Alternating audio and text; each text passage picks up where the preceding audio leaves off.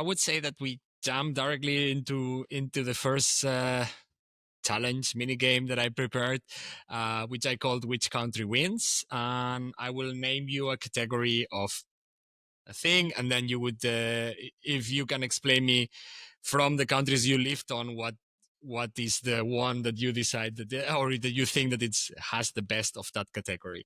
And the first one would be the best street food. The best street food, maybe Kinshasa, beignet. So this is like very nice beignet that they're making on the street. I was eating them in the morning for a number of weeks before working. So yeah, definitely Côte DRC. Nice. What about fun work culture that it's funny to work with? Yeah. So I think I would say Côte d'Ivoire, Abidjan. What I thought it was great was you would have on Friday, everyone will be coming in the traditional outfits every Friday, and you would see it everywhere. Everyone will be wearing their traditional outfits, whether this will be from the north, from the south. So you'll have different cuts and different, patterns. And everyone in the office will be this. This was Casual Friday, so I was like, I came on Friday and I was the only one dressed like me. So I started to catch up with that, and I was having my own local outfits made. I would say it's a very fun-loving nation, Ivoirians. Yeah. Cool. Related with that, most welcoming locals.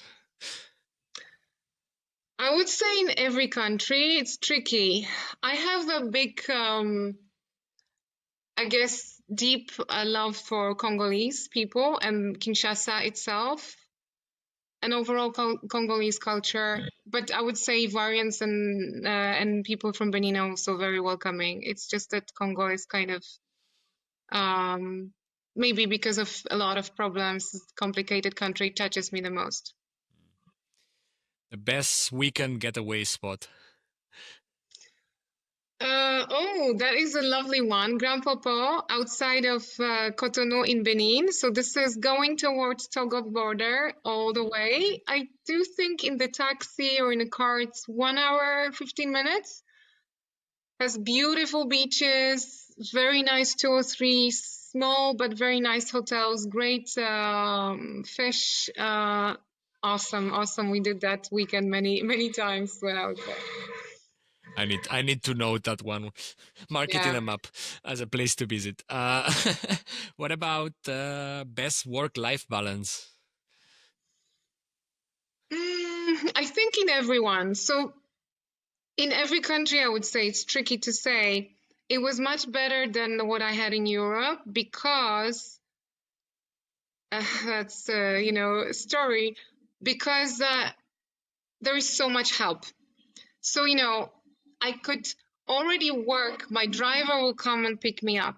I'm opening my laptop and I'm working in the car. And there is so many things. There's so much help that you can get. I had a nanny. My daughter was born in South Africa, so she was small in Benin. I had an amazing nanny. She's an amazing person. You have so much help you can get that makes you optimize your time. You actually have more time. So I think in every country, this is, I think, the positive, and this is definitely something that expats love, that there is a lot of help that you can get. Yeah. Absolutely. Related to getting help, and I suppose Ericsson also provided some support in there. What is the most efficient bureaucracy? It was very, very efficient. What about bureaucracy of each country? I think every country has its own flavor of it. It's the 3 countries are very bureaucratic. I would say Côte d'Ivoire and Benin very bureaucratic. Because somehow, I guess, from the history, they still think, or at that time when I was there, so more than 5 years ago, I think they were taking as a template French bureaucracy, which now France is kind of trying to get rid of, but I think they kind of building on that bureaucracy. I would say maybe Côte d'Ivoire, but to be frank, while extremely bureaucratic, long-term, and with a lot of effort, I still managed to get my retirement fund out of the country. So bureaucracy that actually leads to something, to result that is almost unbelievable, that you're paying in money that you'll never recover because it's a retirement that you'll not have in this country. And, Ericsson staff, I left 2 years afterwards, 3 years, they were still trying to recover that, but they persisted and we actually did it. So there is incredible bureaucracy, but it's like, all the dots are linked. So I'm still like impressed with that result, to be honest. Cool. Last one of this round. Easiest place to make friends. I think maybe DRC, Congo. Nice. Somehow the nightlife, the things that you can do. Maybe there is also many expats. Maybe there is a lot of things that you can do outside, and there is a lot of kind of closeness that we are all in this together, and we're trying to make the best out of our time here and work and have fun the best way. I think I would say this is DRC. Nice. What about business etiquette? I will switch a little bit the dynamic of this one. So I wanted to ask you, because I'm also curious about it. So I would put you in two situations, so two business behaviors, and you tell me from the countries that you lived in West Africa if it's more common to do one thing or the other. And the first one that I have, it's if it's more common to have strict contracts or verbal agreements. I would say verbal agreements, but the expectation is that this verbal agreement will be 100% the same when we sign it. Okay. So you start with a verbal agreement, but that needs to be translated in paper as you said it in the verbal agreement. Cool. Emails or face-to-face meetings? From customer point of view, face-to-face meetings. And it was funny because actually in MTN, when I was my customer was MTN, we were in Benin, French-speaking country, where everyone speaks French. Where you actually, if you speak English only, it's a challenge on a day-to-day kind of. It's very challenging because it's a small country.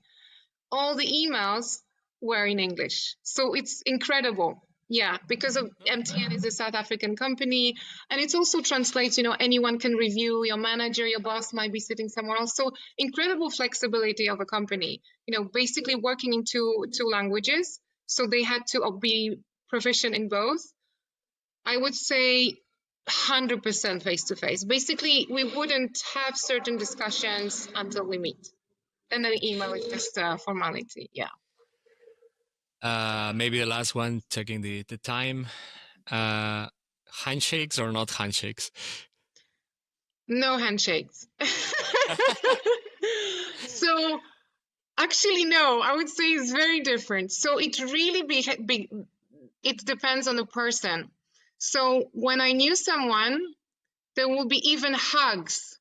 So someone, a customer or, a man, because they will give me a hug, or actually this is what you do in France, although I think it's not in a work environment, but that would happen, that I would have a pick on a cheek.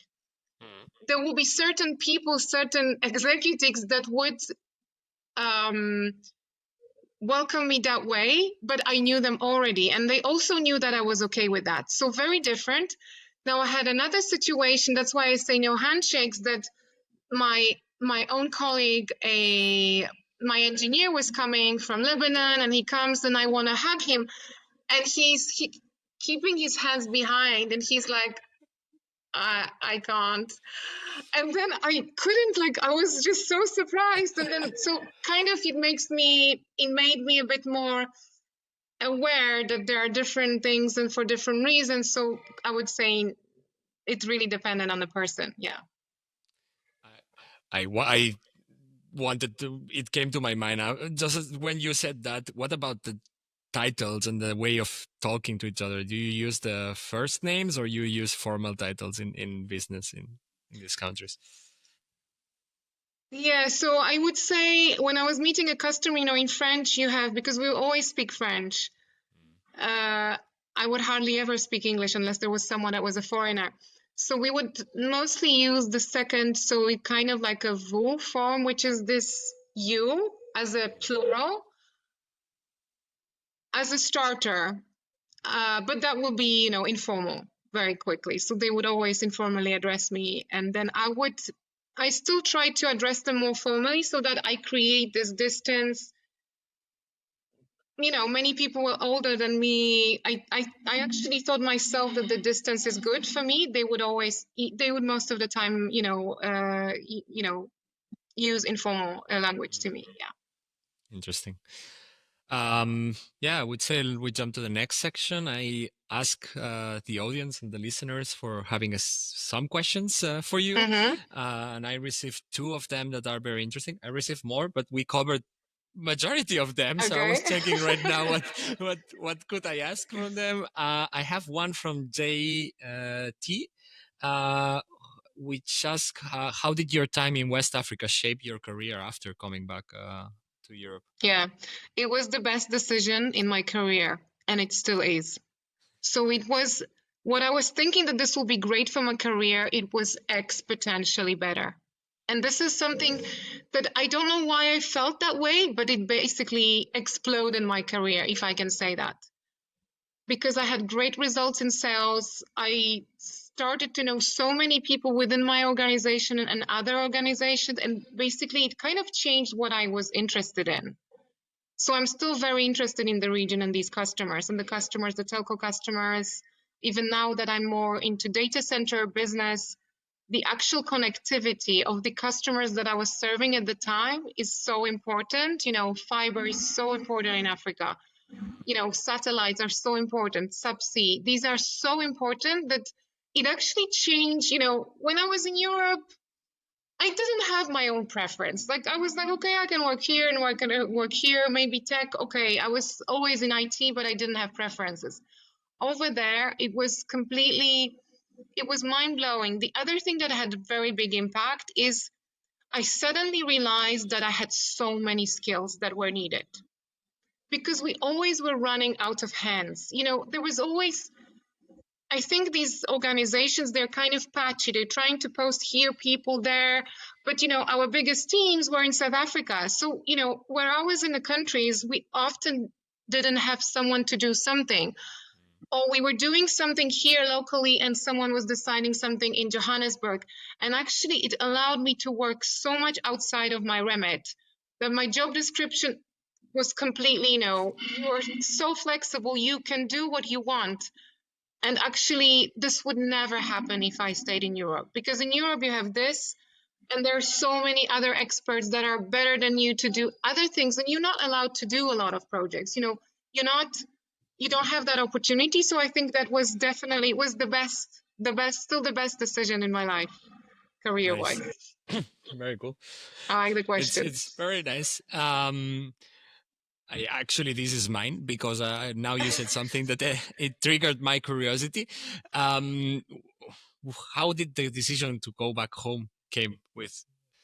Yeah, so I was there 4.5 years in West Africa, and there were a few factors. One of it was I started to be tired with this newness and these, you always have to be, it's a very different world, I think. And after a while, it tires you. It's kind of like a very everyday thing, that, I couldn't buy something on Amazon or something small, that I couldn't have this thing. And after a while, when you had to go without certain things, you're feeling like you're sacrificing. So I started to kind of feel that I wanted a change. The other thing that is serious and kind of was a important factor was health. So I went there feeling like I'm invincible, like I will never be sick, and I was never sick, almost ever, like normal things, but I was never seriously ill. And being in these countries, well, I felt nothing will happen to me, and I was, immune to anything, made me realize that these advancements in medicine that we take for granted, that, there are still illnesses that are very serious. And, I was always, for the 3 countries, I was in malaria zone. So you're kind of starting to realize you unfortunately see or hear people dying from things that are not necessary, like unnecessary. And it kind of works on you. This worry started to start in me that, what if I have a malaria? What if what if my daughter has malaria? She was then 1 year old, and we were in Cotonou, where there was no emergency services. You can't call an ambulance. There will be traffic jam or something. It's actually very complicated. So you're always on your own. And even, you have this great resource as an expat, obviously. Like I had, this is completely not comparable to someone that lives in there and has to work with their own resources. But I got tired of, I had to go, before going to the office, I had to stop by to test from finger to malaria so many times because I was feeling unwell. So, when you have like a nose kind of blocked or you slight fever, immediately you have to go and check yourself. And at first it's kind of like maybe thrilling, I'm a thrill seeker. So I was thinking this is experience and this is, but after many years and months, when you hear someone really getting ill or some complications, and these were things that I've seen, I started to be worried. This was kind of like heavy, and I was just like, I just want to leave and be somewhere where it's predictable. And I think that predictability and that kind of safety, and together with the time I spent and being, having a very exposed role as well, where I had to stay, there was some unrest, civil unrest, I had to stay. There were some other things, there were a lot of things happening in DRC at that time. And the decision also mine was that I will stay, there were like a lot of things. And I think after a while, it kind of stop, this bit by bit kind of comes to you, and you're like, if there is an opportunity, I will leave.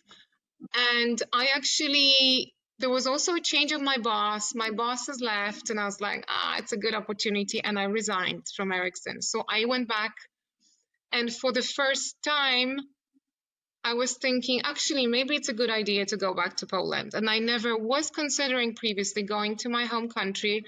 I never worked in Poland. At that time, my Polish started to be so-so. Like I wasn't using it at all. So, but, my family is very big in Warsaw. It's very easy to be in Warsaw. They said, there is a house waiting for you. We have a flat you can take.